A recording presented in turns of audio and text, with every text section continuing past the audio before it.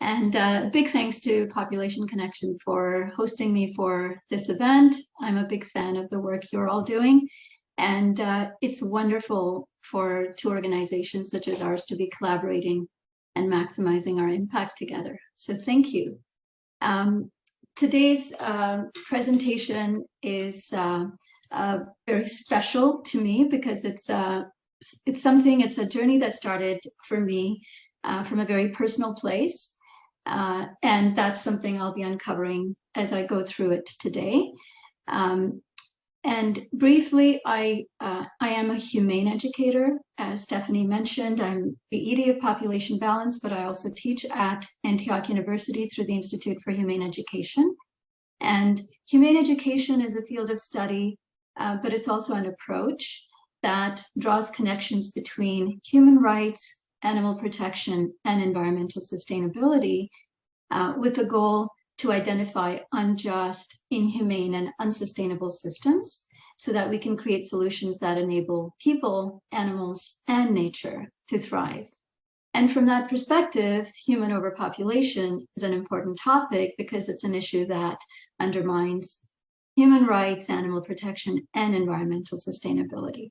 So that's the lens through which I'll be looking at the presentation today.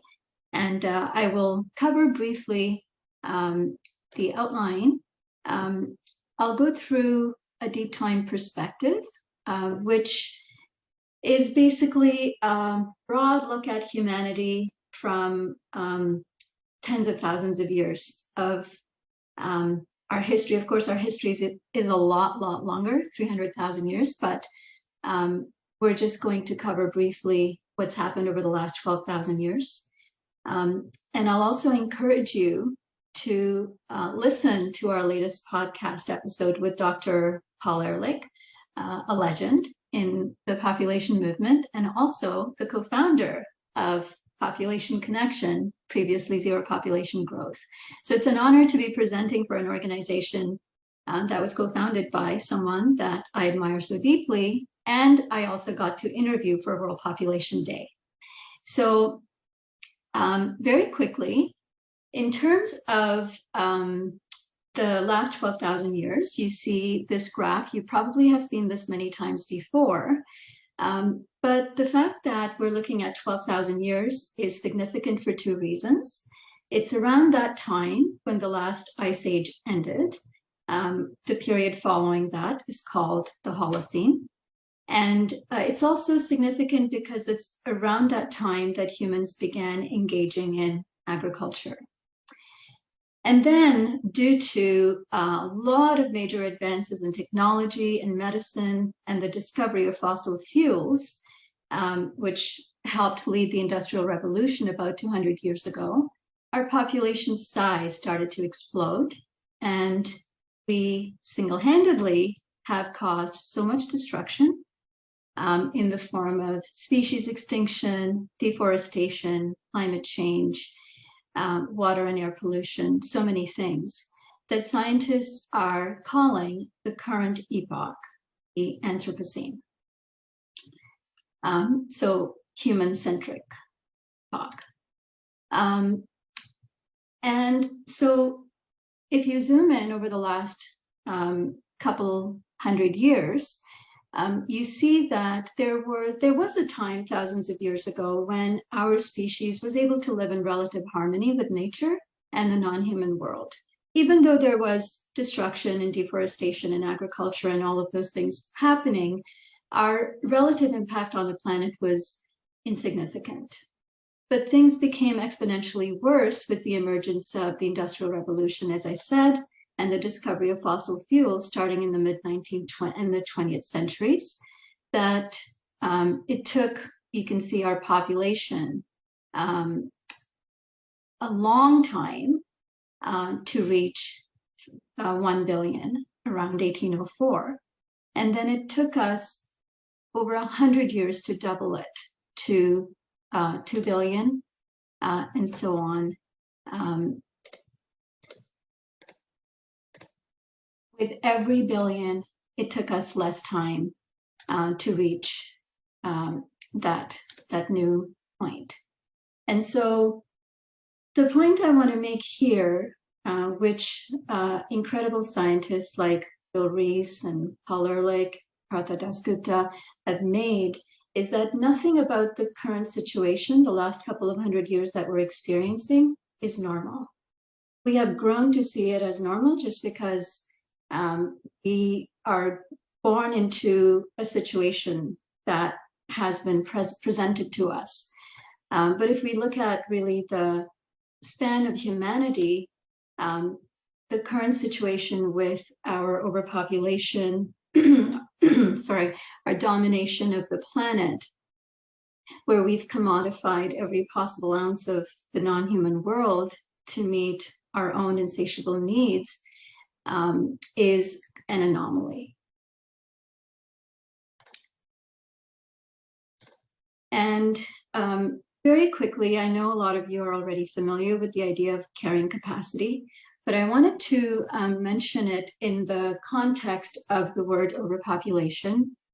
Overpopulation is a word that has come to be seen as a negative word, negative connotations that have been associated with a lot of bad things that have happened in the past. And I respect and understand that a lot of people and organizations avoid using the word. And, you know, that's completely fine. I wanted to also say at Population Balance why we have chosen to stay with the word.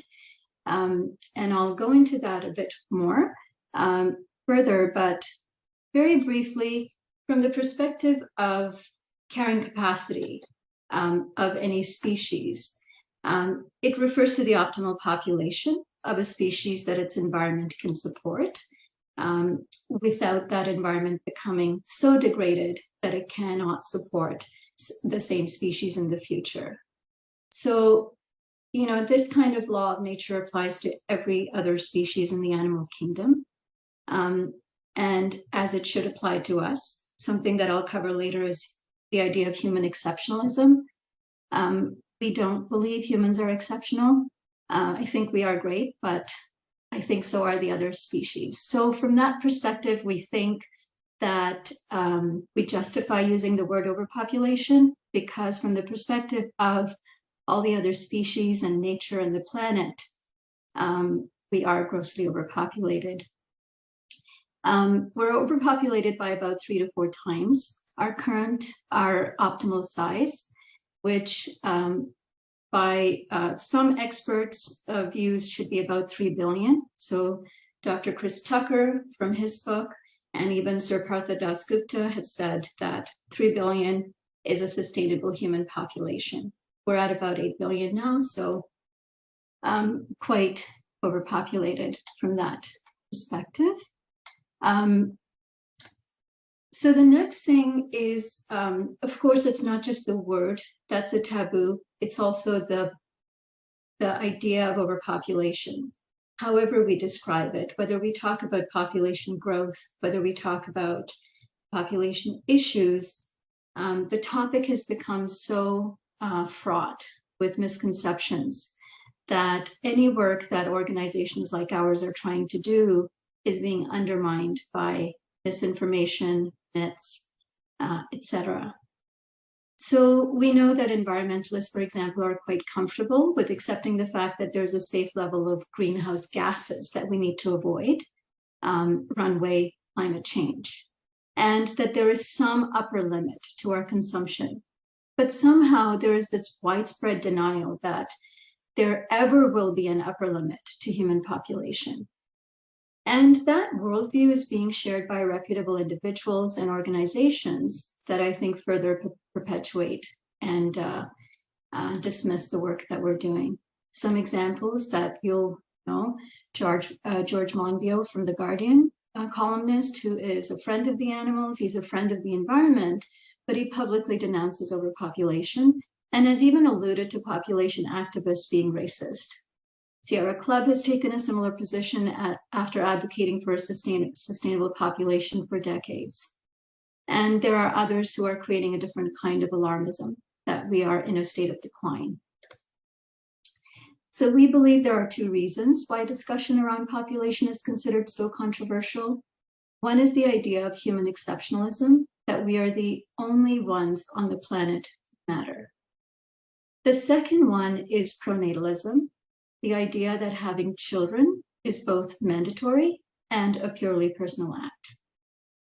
And those are just the two that we at Population Balance are tackling. Of course, there are many reasons why denialism is rampant.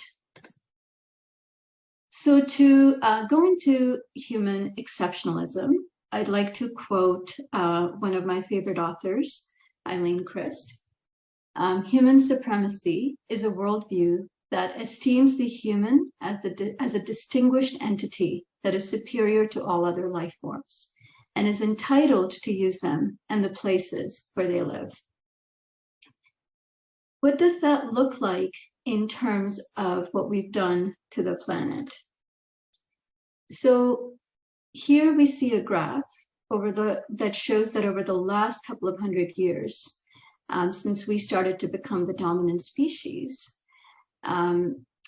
the correlation between the growth in our numbers, highlighted in purple, overlaid with the massive rate of extinction of plant and animal species in green. On the right, you see the normal background extinction rate. It's about 1 species per million species each year. Human activity has increased extinction to 1,000 times. So this is not just a correlation, but rather there is clear causation at play here. In about 1800, we were using less than 10% of the habitable land for agriculture. Now we are using more than 50% of the land for one reason, and that's to feed us. Again, going back to Eileen Crist, in her words, we have turned the beautiful, rich, biodiverse planet into a human food factory. Agriculture and overexploitation of land and sea animals are two of the largest contributors to species extinction. In fact, if we look over the last 50 years since our population has doubled from 4 billion to now 8 billion, just a bit of background, we are using over 50% of habitable land for agriculture. Out of that, we're using 77% of it for animal agriculture, which happens to be the most inefficient and also the most violent form of food production that we engage in. In terms of data, since 1970, as our population has doubled from 4 billion to 8 billion, the global demand for animal products has more than tripled. And in just 30 more years, that number is expected to double from 80 billion animals that we kill for food now to 160 billion animals. Similarly, global production of fish and seafood has quadrupled in that same time period, twice as many of us, and we eat twice as much seafood. So this is what a humanized planet now looks like compared to 10,000 years ago, when human beings represented only 1% of Earth's biomass, where we were much more a harmonious part of Earth's rich and biodiverse ecosystem. Our wildlife numbers have reduced from 99% 10,000 years ago to now 4%. And humans and our livestock, which is what animals have been reduced to, has grown to comprise over 96% of Earth's mammalian biomass. So unfortunately, it's this kind of anthropocentric thinking that keeps overpopulation denialism alive. When we say it's not an issue, we can fix it with techno-optimism, or it's just about wealth redistribution, etc. If we look at it from the place of us being one species, in comparison to all the other species, it's irrefutable, the impact that we've had.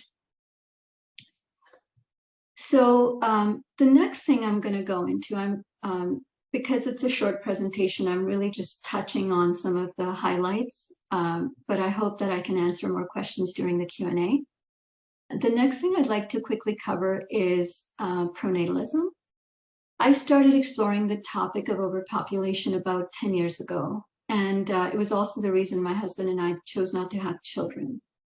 But through the years, I've come up against a lot of denialism about overpopulation, and also some strange responses for my being child-free.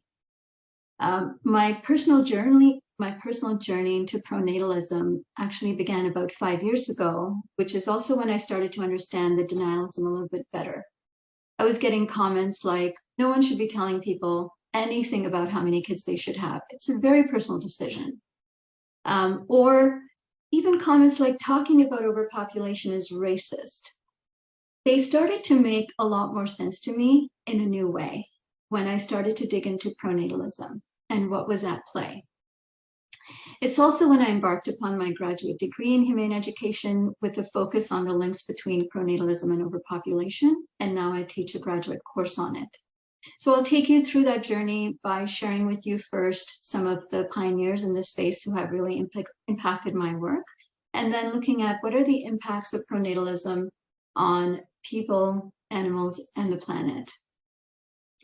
So a definition of pronatalism, in the words of author Laura Carroll, pronatalism is the idea that parenthood and raising children should be the central focus of every person's adult life. It is a strong social force and includes a collection of beliefs so embedded that they have become to be seen as true. And as I go through the presentation, I'll uncover what these pressures look like. The second pioneer in the field, Lita Hollingworth, wrote a paper in 1916, so over 100 years ago. She was talking about pronatalism. And the paper she wrote was called The Social Devices to Impel Women to Bear and Rear Children. And one of the things she spoke about is these bugaboos or myths that had to be created in order to promote childbearing at that time, because maternal death rates were extremely high, and it was a very dangerous process, childbirth was. So through a lot of different channels, such as social policies, education, media, there was this really intentful way of promoting motherhood as a very noble thing to do for the country. So one of the quotes from her paper, "The pains, the dangers, and the risk of childbearing are tabooed as subjects of conversation. The drudgery, the monotonous labor, and other disagreeable features of child rearing are minimized by the social guardians. On the other hand, the joys and compensations of motherhood are magnified and presented to consciousness on every hand.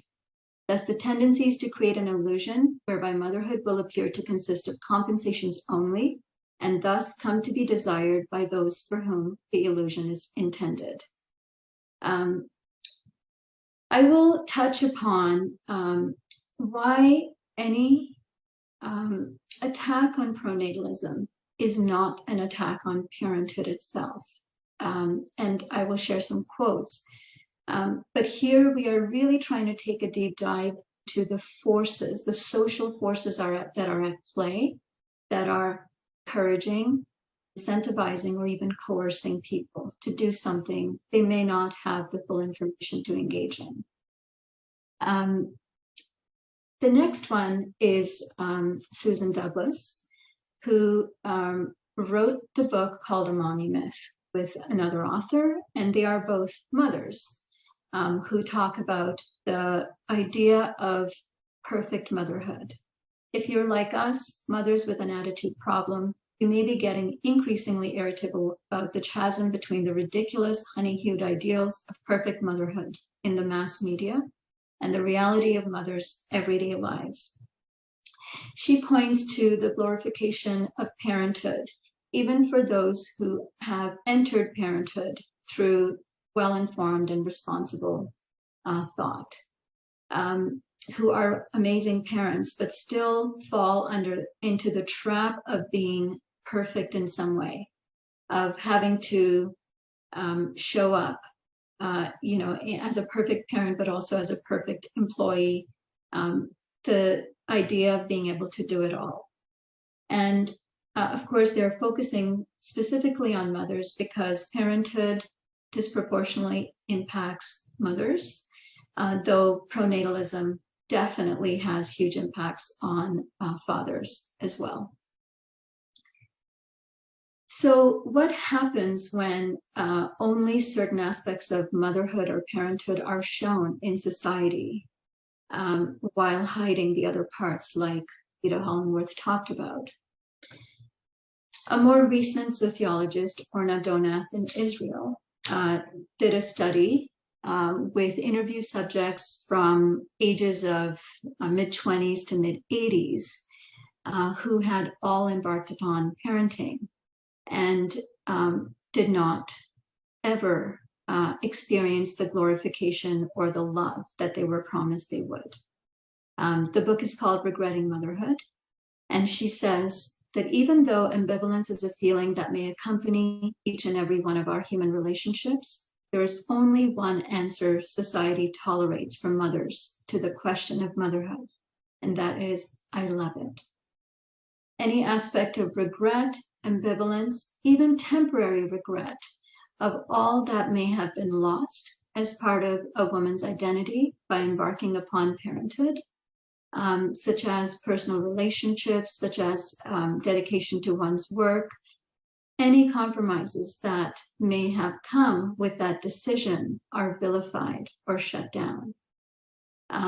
Just like she says, in all other decision-making, we are allowed to have ambivalence and regret about the decision we didn't make. But in this case, we're not allowed that. It also affects people from different cultures and ethnicity differently. Dr. Kimia Dennis speaks about what it's like to be a child-free Black woman. African diaspora women like myself who want to be independent of children are oftentimes not just seen as defying our womanhood, but defying our Blackness, defying our Africanness. People have explicitly said that we have fallen for the white people's scheme. We're killing out our people. Similar research has been done in Judaism, where the pressures to have children, to promote one's own ethnicity can really undermine reproductive autonomy for people and can come with a lot of guilt and shame for what you're not doing for your culture. Dr. Amrita Nandi from India wrote a book called Motherhood and Choice, where she speaks about the impact of pronatalism, especially on young girls, and how disempowering it is for them, because from a young age, they're groomed for marriage and motherhood, and can never even come to think of motherhood as choice. And this robs them of their ability to fully live out their authentic selves. Teresa Schechter, who recently came out with a film called My So-Called Selfish Life, has been looking at this also for a number of years. She speaks about medicalized pronatalism, how doctors feed into pronatalism. So she says for young women, especially for women who haven't had children, it's very hard to get a sterilization procedure, in large part because of the assumption that every woman will want a child. Doctors have a serious reluctance to get into the middle of that. So that's another aspect of reproductive rights that we don't even think about, the right to get permanent contraception. And one of the things Teresa and I have discussed a lot is how reproductive justice, even the framework of reproductive rights, even within the sexual and reproductive health and rights movement, within the population circles, is so biased toward motherhood and maternal care. Any discussion of not becoming mothers is not included in even our population circles. We also have a lot of myths around the biological that impact people of all genders alike. The biological clock that some women claim to hear ticking is also a social clock, reminding them that whatever else may be going on in their lives, motherhood is their destiny, the road to social acceptance and integration. And that's philosopher Martha Jimenez. And finally, to end off this section, Laura Purdy, another philosopher and bioethicist, talks about how talking about pronatalism, attacking pronatalism, can sometimes be misconstrued as antinatalism or anti-birth. So she says, yes, this state of affairs is so taken for granted that it is almost invisible and is therefore especially hard to eradicate. Attempts to do so, anti-pronatalism, a word that she coined, and now we use at population balance, are also often erroneously confused with and undermined by negativism about having children, antinatalism. So really, the goal of eradicating pronatalism is to offer true, authentic, liberated choice-making around one of the most consequential decisions one can make in their lives, is to have children. And you can also understand here how pronatalism in different cultures, depending on how pervasive and oppressive it is, depending on religious, depending on patriarchal structures, how intimately it's linked to overpopulation. When the thought of not becoming mothers, when the thought of being childless vilifies people or stigmatizes them if they can't have children, and when you are shunned from society for having small families, if the norm in your society is to have large families, you can understand the role it plays in fueling the population growth issue. It shows up in a lot of different ways. Pronatalism shows up through in cultural pressures, as I've just talked about, religious institutions who want more followers, big businesses who are looking for more consumers, and politicians who are looking for more taxpayers. Cultural pressures I kind of covered quickly, but some of the obvious things you'll hear about the desire to not have children, or any ambivalence about not having children, is you'll change your mind. You'll never know what true love is. That's so selfish. Who will care for you when you're old? You're going to regret it. Cultural pressures are sometimes the hardest to detect because they are like the water that we're swimming in. It's everywhere, and they come from family, they come from media, where pregnancy, the bump, pregnancy tests, parenthood, etc., are all glorified. Sometimes it can be the pressure to carry on one's tradition, genealogical legacy.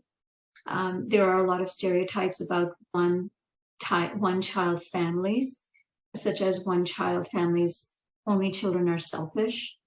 Or narratives like, I need to have a child to save my marriage or to take care of me when I'm older.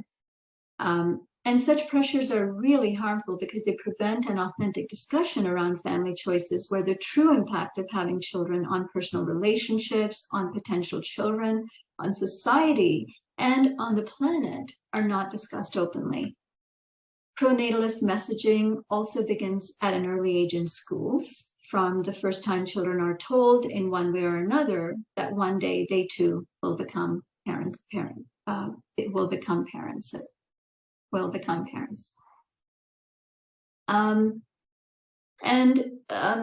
Some of the ways that religious pressures show up here, you can see different countries that are employing different methods to coerce or incentivize people into having children. Canceling contraceptive and vasectomies in Iran, or pressures in India, for example, to outbreed another ethnicity so that they can have more power, or preserving more Greeks for national preservation, or what's happened in the US with religion entering state policy and criminalizing abortion. We see economy-driven pressures through baby bust alarmism, a view that our economy will suffer if we don't keep producing more children. And you see that through just open, blatant language, like, how can we boost our births? Can we give women more money? Can we give children more subsidies? Baby shortage, like we're talking about food shortage, resource shortage, could spell economic stagnation for UK. China is now reverting to forced abortions because it's now worried that it's not, it doesn't have enough people. So it's moving from forced abortions to forced pregnancy with its 3-child policy. The third is the political pressures. They show up again through child tax credits or lump sum baby bonuses. These are challenging too because they can sometimes be camouflaged as family-friendly or even feminist-friendly. And yes, while they sometimes can go to help children and families in need, that is not the main goal of incentives. The main goal is to promote reproduction.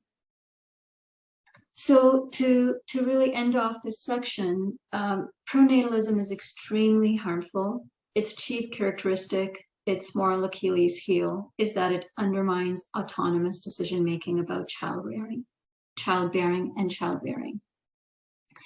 It really does prevent an authentic discussion about such an important topic. Its relationship to overpopulation cannot be understated. In fact, pressures to procreate are far more prevalent than pressures to prevent reproduction. And in the population circles, we're very familiar with the horrible history of forced sterilization and prevention of reproduction that gets brought up. And it's a way to cancel out any positive discussion about discussing population policies that are rights-based. But you also do understand, a lot of the environmentalists, social justice activists, and animal rights advocates who are perpetuating overpopulation denialism are knowingly or unknowingly aligning themselves with the patriarchs who benefit the most from population growth, from keeping pronatalism alive. And again, I want to reinforce that to be critical of pronatalism is not equivalent to condemning parenthood. It is to shed light on its prescriptive nature and propose that it would be socially and ecologically desirable that parenthood cease to be considered as a natural instinct and or a religious or social duty. To finish off this presentation, my last slide is I want to talk about go back to the initial slide, which is ecocentrism.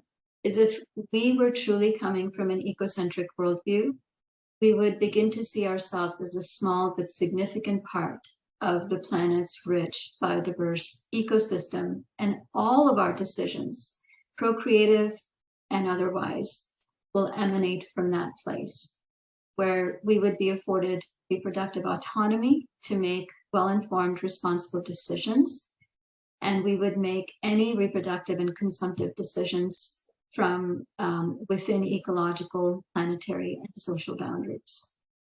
And I would like to end off there and answer any questions.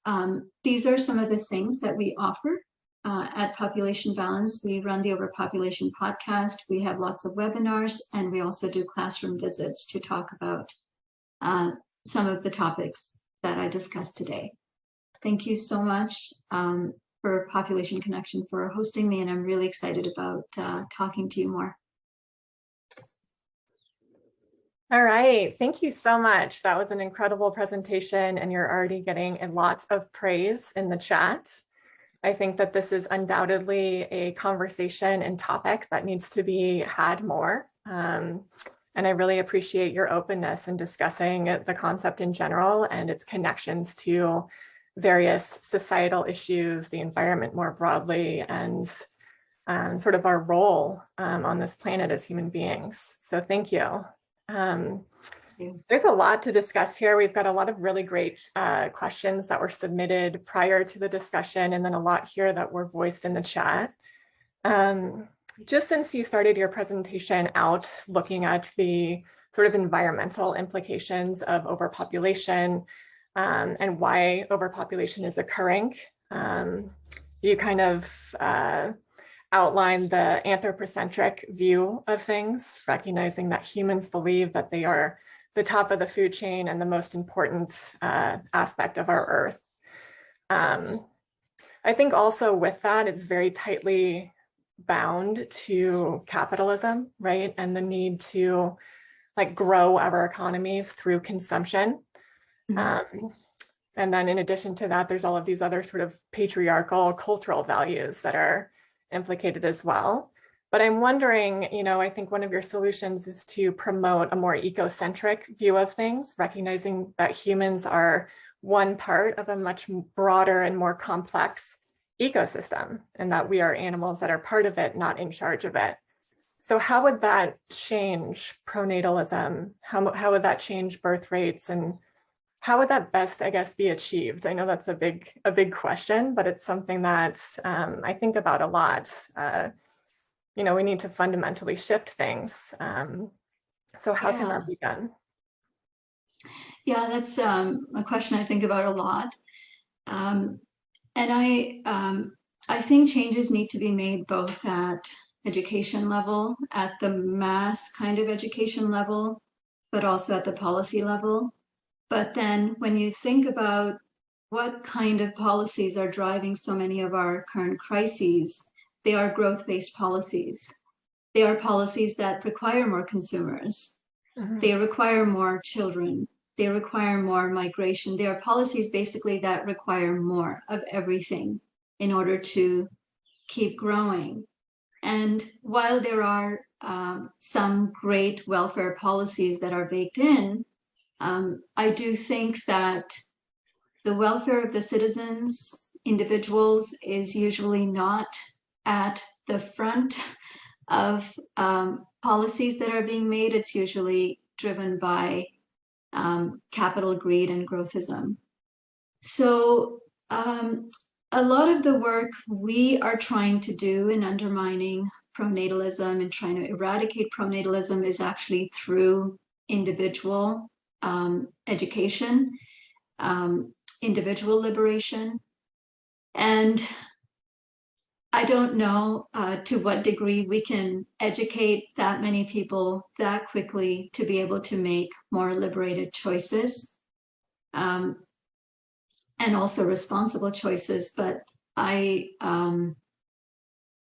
think that, you know, once we have a critical mass, just like it happens with any other movement, is when you have a critical mass of people who believe that ecology matters, that animal rights matters, or social justice matters in any of the things we're fighting for, that critical mass is usually quite a small number. We don't need to change the entire population.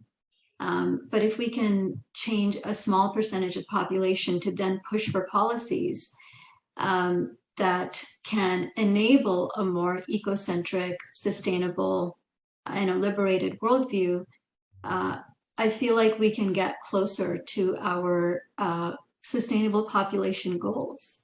I don't think sustainable population really should ever be separated from human rights or ecological rights. I think they're all deeply intertwined, and a sustainable population enables uplifting of all of the rights that we're fighting for. Yeah, thank you. And just to kind of expand a little bit on that, there's some questions asking about pronatalist policies and examples of them. And I think you gave some during your presentation. But in terms of the policies that you were just mentioning, do they pertain mainly to sort of recentering the environment within our social, economic, or environmental systems? Or are there policies that would help encourage reproductive autonomy in ways that are human rights based? Because we're seeing all around the world, as well as you mentioned rightly in your presentation, that there's different approaches to population.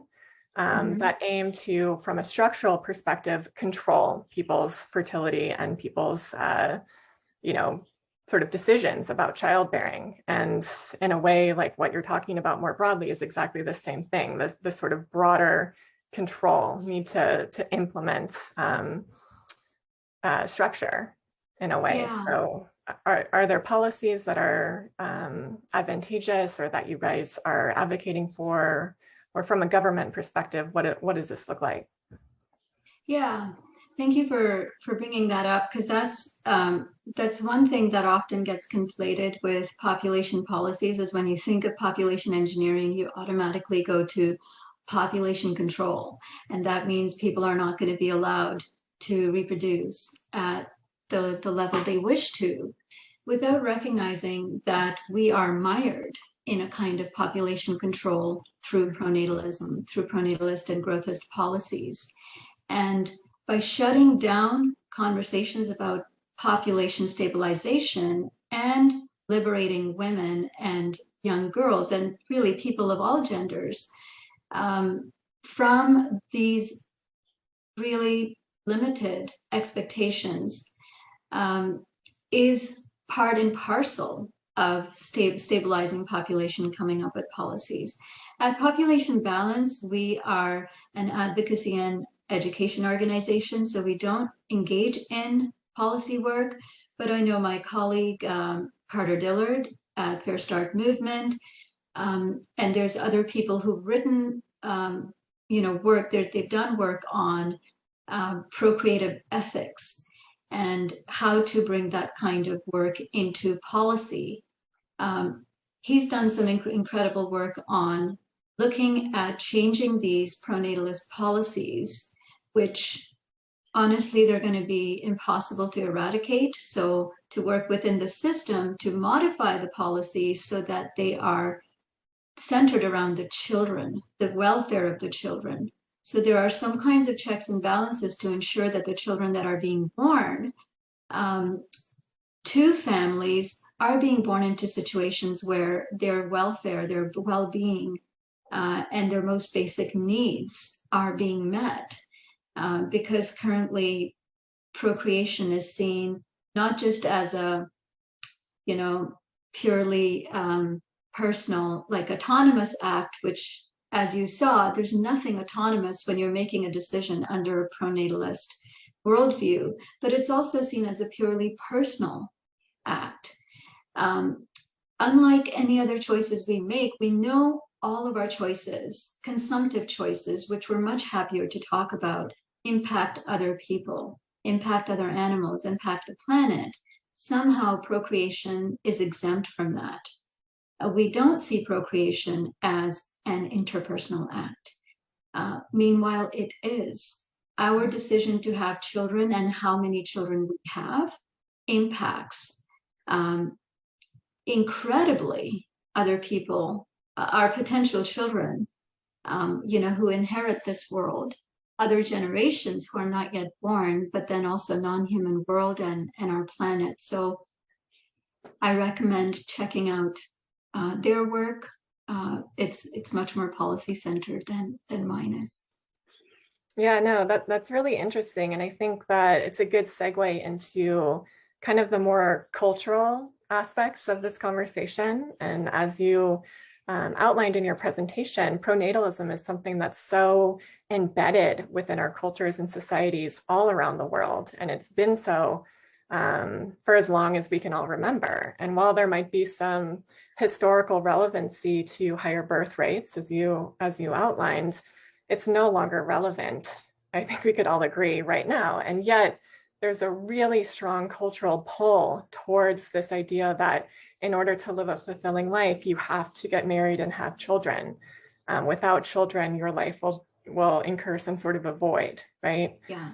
To the extent that even people who decide not to have children, or even if you want to have a conversation about that decision, it's often met with kind of a misunderstanding and also like a anger or distrust or distaste. So what are some good ways to kind of talk about this issue? And what are some tools that people can use to talk about their family members, to talk about the women in their lives or the men in their lives, and to kind of, from a bottom-up perspective, shift the narrative away from pronatalism and towards autonomy?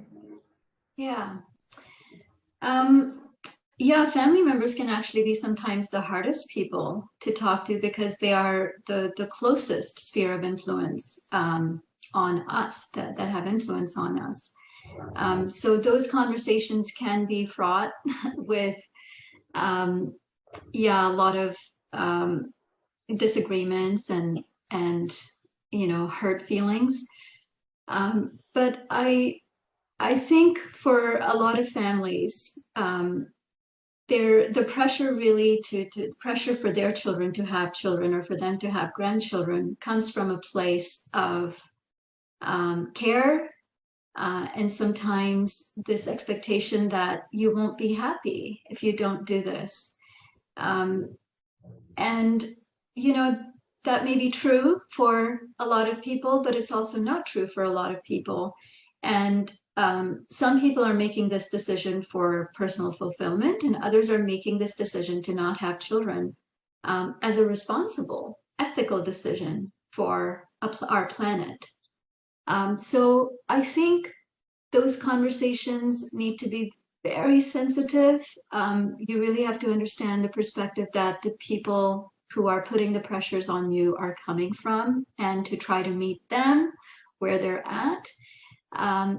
I've had some amazing conversations with my parents. My parents are relatively traditional from India. They grew up there, and pronatalism in India is extremely overpowering. I never once met a person who did not have children, and or who didn't get married. And if you didn't, something was wrong with you. Basically, you were seen as an outcast. So the fact that my parents have completely come around and accepted my decision. We've had lots of chats about what does happiness mean for each person? What does fulfillment mean? What does family mean? Does family always mean a married partner with biological children, or can family be a group of friends that you live together with? Can families be animal-based? So it can be a big reach for traditional families to see that. But if you can convince your friends or your colleagues or your family members that the decision you're making is truly a personal, liberated decision, and it truly makes you happy, or even engage them in discussion about why it's the responsible thing to do, without attacking procreation or parenthood itself. That is the most important aspect of the conversation for me, is that we not veer into biasing one choice over another. That's what pronatalism does. Pronatalism biases procreation. We don't need to do the same for not procreating.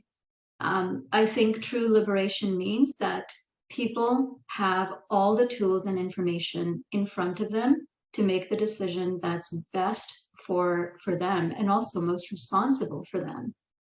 I think talks of, pushing against pronatalism or going into antinatalism, which, is a valid worldview, but it can sometimes close off conversations with people. Yeah, I'm glad that you spoke to the need to have a liberating ethos about this, one that's not about, hierarchical understandings of things, but that really just aims to liberate our populations and our people, and to really help them make autonomous decisions. I think we've seen with these, massive global crises that we're all experiencing one after another, the, climate change issue, obviously the pandemic, this sort of broad scale political upheaval that's that's occurring all across the world. It's impacting in different ways birth rates and people's decisions to have children. in addition to that, we have things like the internet and our modern era in general, which are, I think, really helping kind of shift the narrative and implement these paradigm changes that are necessary to offset pronatalism. And yet we've also got this, sort of structural top-down imposition of pronatalist ideals with the overturning of Roe and, various reproductive restrictions on reproductive rights all across the country. So I'm wondering if you think that this is going in the right direction. Are things getting better? Are things getting worse? And I know obviously this is geographically specific, so I wonder if maybe you could kind of touch on what's going on in North America versus maybe another place that's experiencing a lot of population pressures like India, since you grew up there. Yeah.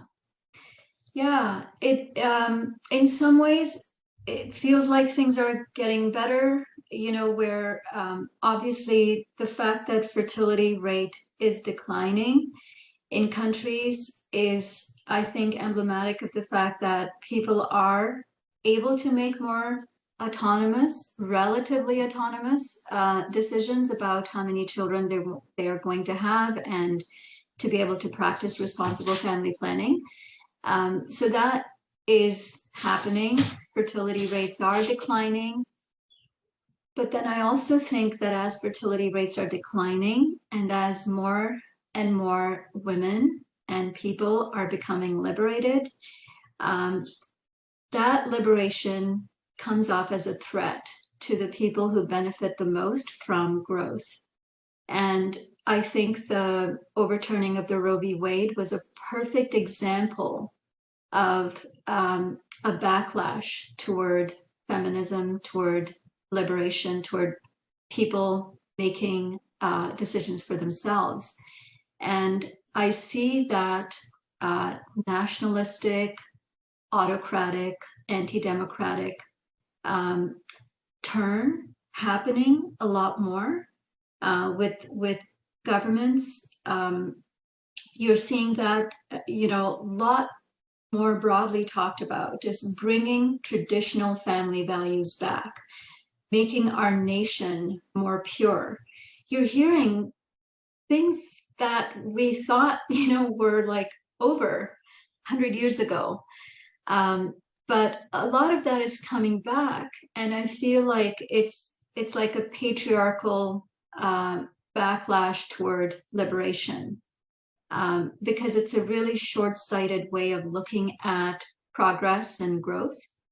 But then, of course, when you mix that in with human-centrism, and that nothing else matters except for the top of the pyramid that's benefiting from such power, which is sad to say, but a lot of religions benefit from having a lot of people. Nationalism is on the rise. I recently published an article for Miss Magazine where I talked about how abortion bans are a natural outgrowth of coercive pronatalism.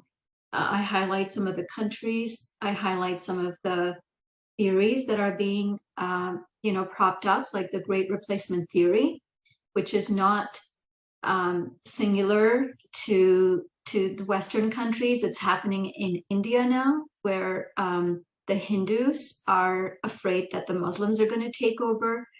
So there's pressure to outbreed. That's been going on for a long time in Israel, for example, so it's... Sorry to interrupt. I just wanted to, before you went any further, if you could just define quickly the Great Replacement theory. We're almost out of time, but I want to make sure that everybody understands what you're saying because it's very important. Sure. I haven't done a deep dive into it, but my basic understanding is it's an ideology that perpetuates this fear that our people, whatever those people represent, are going to be outnumbered with the wrong kind of people. And it used to be a conspiracy, but it's now definitely not a conspiracy because it's taking shape in the form of policies where politicians are enacting policies to make sure certain people are not allowed in the country, certain people are punished for having too many children, or punished for having too few. So, Thank you. Yeah. Yeah. You're welcome. We're right at an hour here, and I just wanted to thank you again so much for your presentation and for this discussion. I think it was, it's really important, and I really value the work you're doing, and I think everybody in the audience would agree. Just to wrap up, if there's, I don't know if you have any advice or information for people who would like to get involved with what you're doing or combating pronatalism in general, we can kind of end there. Sure. The Overpopulation podcast is a great forum for people to dive deeper into these issues. A number of people that I mentioned today have been interviewed on our podcast. So that's a great first step. And then we also run the podcast club. So if people want to listen to the episode and then meet with all of us in a group over Zoom to talk about the podcast, to unpack it together, that's another thing. And one of our most influential programs that we offer is Zoom virtual classroom visits anywhere in the world to talk about this or any of the other issues. We offer 5 presentations free of charge. And our goal really is to use education as a means for political upheaval to help create some good critical mass in the right direction. So please check out our presentations. If you know teachers, professors, community groups, point them to our website. Will do. And thank you so much again. Looks like there's a lot of resources available to everyone. And this has been great. So thanks for coming to chat with us. And I look forward to working with you in the future. Thank and you thanks so much, everyone Hannah. who attended. Thank you. It was incredible to be here. Thank you all. All right. Have a good day, everyone.